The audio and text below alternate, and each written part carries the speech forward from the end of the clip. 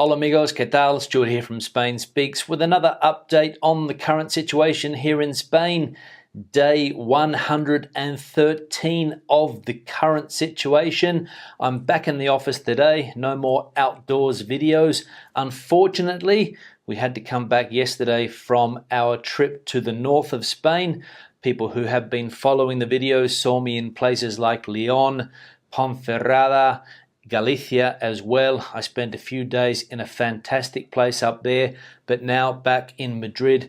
Unfortunately, good to be home, but unfortunate to be back in this part of the world, dry, hot, and there are other places that I would rather be. Firstly, big thanks to all of the people that left comments on the last video. Lots of comments, lots of debate happening there. A big thanks to all of the people that supported the channel by buying merchandise, and a big thanks to my patrons on Patreon for your support as always. Now let's have a look at a couple of things that caught my attention over the last few days, and the first thing relates to Portugal. And of course, as we know, on the 1st of July the borders opened again with that country here in Spain. The King, the President of Portugal, the Prime Minister of Portugal were all there cutting the ribbons, very ceremonial, and the Portuguese are waiting for Spaniards to cross the border because it is one of the biggest sources of tourism for that country, along with the UK. However, there's some bad news coming up about that, and also there's some bad news about how many people decided to cross the border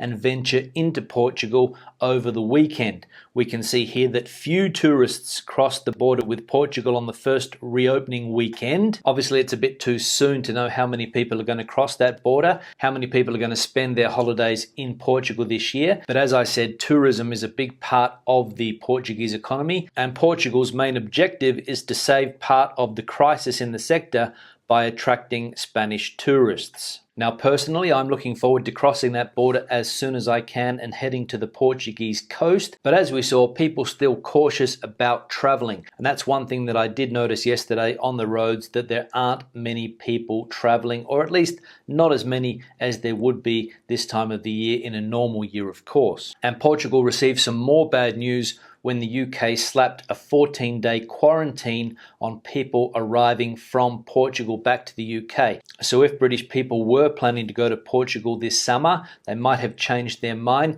given that quarantine situation in the UK when they get back. Now, it's unfortunate for Portugal because the UK is one of the biggest suppliers of tourists to that country. Not sure on the exact figures, but I think around 2 million British holidaymakers make it to Portugal every year, and Portugal has blasted absurd England quarantine measures. The snub is branded as a sad moment in relations between the two countries. The Portuguese foreign minister said it was difficult to understand how Britain could impose quarantine measures on travellers from Portugal when it had 28 times more coronavirus deaths. So a very strange decision there by the UK, and the Portuguese minister right in saying that it is absurd considering the health situation in the UK compared to Portugal. So we'll see what the end game is here between those two countries. Now, the health situation here in Spain seems to be going through a bit of a rocky patch at the moment. We can see here that there are outbreaks in almost all the autonomous communities.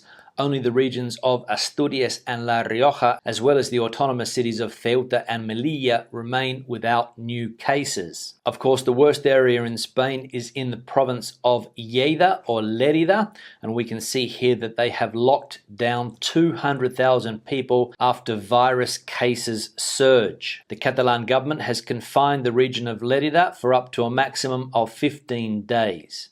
And you can only enter or exit that area due to force majeure. Now, apparently this is one particular area in that province, but it also includes the capital city of the province, which is also called Lleida, or Lerida in Castilian Spanish. And as we mentioned last week, one of the reasons for these outbreaks is temporary workers who have come to pick fruit, vegetables in that particular area. And we can see here that the lack of control with the temporary workers causes the first massive confinement after the state of alarm. So not good news for people in that particular area, as they have gone back to a severe lockdown, and I wouldn't be surprised if it happens again in other areas over the next few months. Now, Madrid's positive streak has come to an end, and we can see here that it registered its first regrowth in cases inside a company with 5 people testing positive. And if we have a look here at the map of where the outbreaks are in Spain, we can see here that the areas in orange are where there are outbreaks at the moment, and the ones in blue are places where there are no recent outbreaks.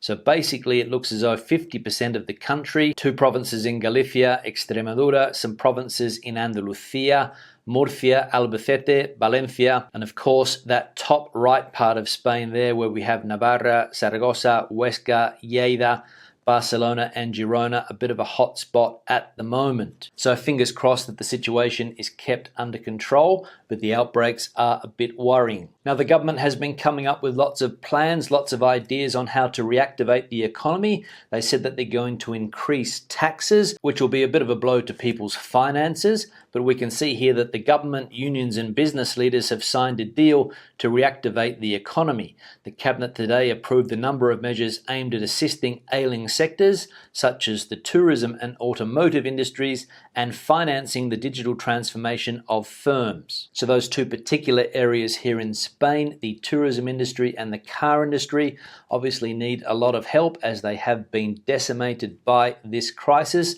and of course the lockdown. And also the government says that it wants to finance this digital transformation of companies to bring them into the 21st century. Now, the Prime Minister came out yesterday and told people that we need to spend money. He said that we shouldn't be afraid of the outbreaks and we need to go out and reactivate the economy. He assured that the pandemic is beaten and that the social and economic crisis will be short but hard. So there we go, short but hard. So we don't know how hard it's going to be and we don't know how long it's going to be, but all we know is that the Prime Minister wants us to spend money. I don't know where it's going to come from. Oh, that's right, I'll just go outside and pick it off the tree. Now, a prominent member of the OECD has come out and said that this is the perfect storm against Spain. He says that the less dialogue there is, the blacker everything will get. And the perfect storm against Spain, meaning that because the economy is so dependent on tourism, foreign investment and trade, those are the 3 areas that have been most heavily hit. And therefore the economy here is going to be one of the countries where it takes the longest to recover. Now let's have a look at some of the comments from the last video. First one here from Jessica. We are Americans who got stuck in Malaga right at lockdown. At first, we were thinking it was a mistake to stay because of the 7+ week house arrest, but now we are loving it. We did a weekend in Granada and had the Alhambra to ourselves. Now we're enjoying the beaches and resort apartment in Nerja. Happy to add what we can to Spain's tourism while we're still here.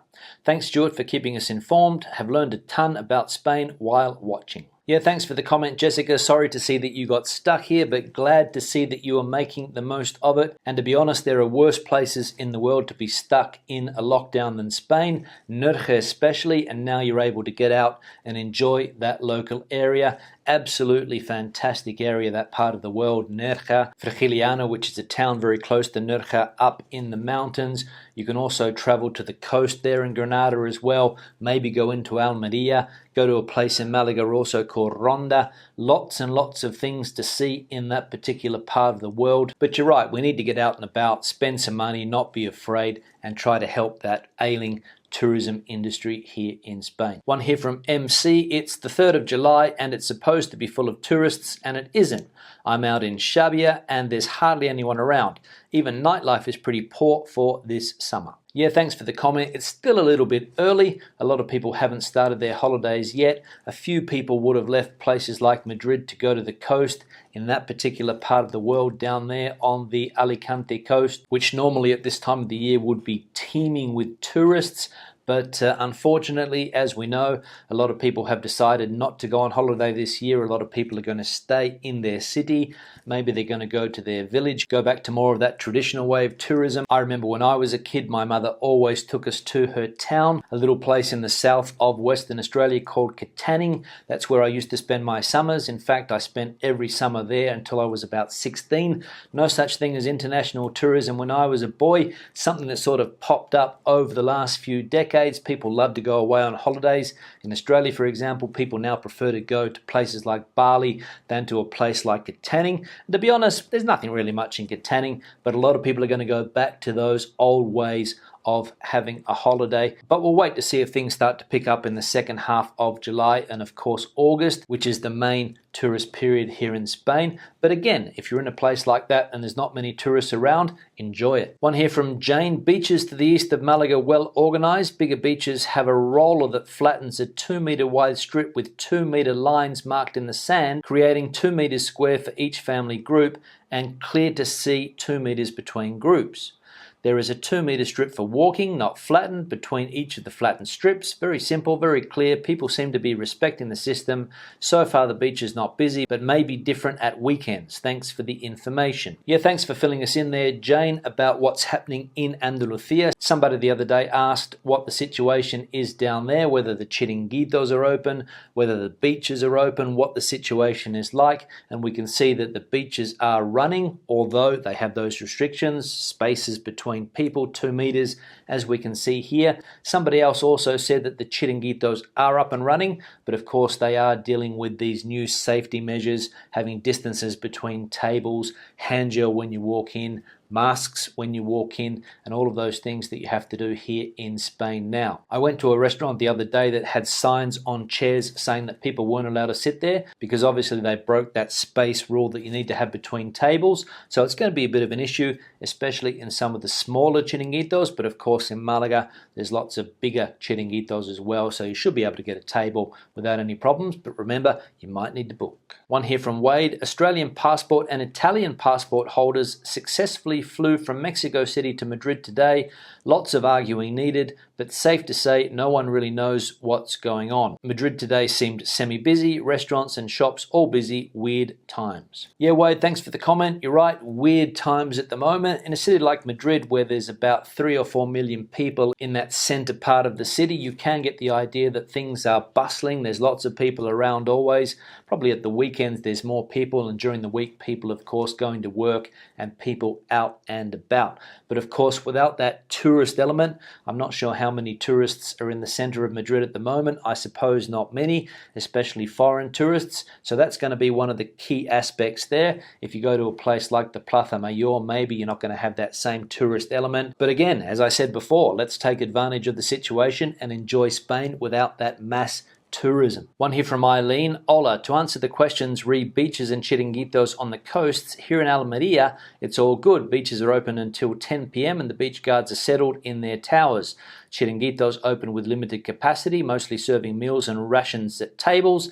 Tapas, no. The majority of people are maintaining a good distance on the beaches, which is great to see. Yeah, thanks for the comment, Eileen. So there we go. That's in Almeria. I think the other comment was related to Malaga, and we can see that we have those beach guards watching over people, making sure that there is that social distancing going on and everything is running smoothly. And it's also a good point there about that limited capacity in restaurants. So if you are planning to come to Spain, as I said before, probably a good idea to book a table. Don't just rock up and expect to get a table this summer. It's going to be a bit hard because of that limited capacity regulation. One here from Fiona. Hope you're going to do a video on the Rye Beer IPA brewery you're visiting. And another one here from Mark. How about a video about the Rye Beer? Yeah, thanks for the comments, guys. If you saw the last few videos that I've done, I was in a place called Os Ancares in Galicia, or Los Ancares, and I was trying a rye beer. They're developing a rye beer in that area. Actually, they're not making it there, but they are producing the rye and preparing the rye and then shipping it off to a brewery in another area in order to get the beer produced. And I have recorded some footage of my experience trying the beer,